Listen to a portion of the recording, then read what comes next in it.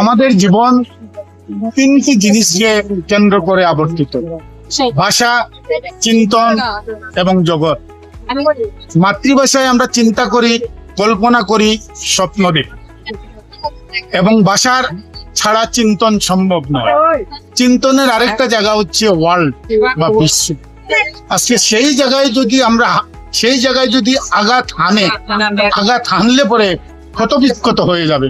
ক্ষতবিক্ষত হয়ে পড়লে সে পঙ্গু হয়ে যাবে এবং রাজনৈতিক, অর্থনৈতিক ভাবে তাকে বঞ্চিত করা হবে। আজকে আমাদের যে ভাষার লড়াই, এই ভাষার লড়াই শেকল কাটার লড়াই, আধিপত্যবাদের বিরুদ্ধে আমাদের এই লড়াই, ভাষার লড়াই। আজকে আমি শ্রদ্ধা এবং আবেগে স্মরণ করি একাদশ ভাষারোহীকে। পৃথিবীর ইতিহাসে বিরল। এই তো কিছুদিন পূর্বে আমরা মাতৃভাষা দিবস পালন করলাম, এবং আজকে আমাদের 19 মে বাংলা ভাষার জন্য দুটি দেশে যে শহীদ হয়েছেন, এটা পৃথিবীর ইতিহাসে আর দেখা যায় না।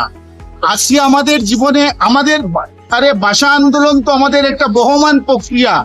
এই বহমান প্রক্রিয়ার মধ্যে আমাদের কাছে কিছু উজ্জ্বলতার দিন, সেই আজকে আমাদের উজ্জ্বলতার দিন।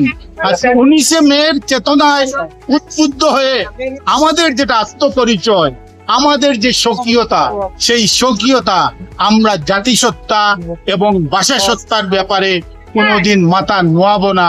19-এর চেতনায় উদ্বুদ্ধ হয়ে ঐক্যবদ্ধভাবে সেটা আমরা প্রতিরূপ গড়ে তুলব, এবং 19-এর চেতনায় উদ্বুদ্ধ হয়ে আমরা আমাদের এই ভাষাকে আরো সমৃদ্ধ করব।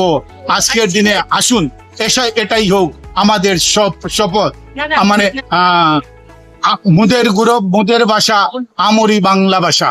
এই ভাষা যে ভাষায় কারণ বৈশাখ জ্যৈষ্ঠ মাসে জানেন রবীন্দ্রনাথ ঠাকুর এবং নজরুল ইসলাম, যেই আমাদের দুজন কবি, বিশ্বকবি এবং কাজী নজরুল ইসলাম, এই এবং তার মধ্যে আমাদের 19 মে, এই 19 মে আসুন আমরা সবাই মিলে আমাদের মধ্যে যে প্রতিবন্ধকতা, নতুন করে একটা যেটা ভাষার নামে যেটা একটা জাতিভেদের যেটা একটা প্রচেষ্টা আজকে আমরা যেটা দেখতে পারি, একটা সেই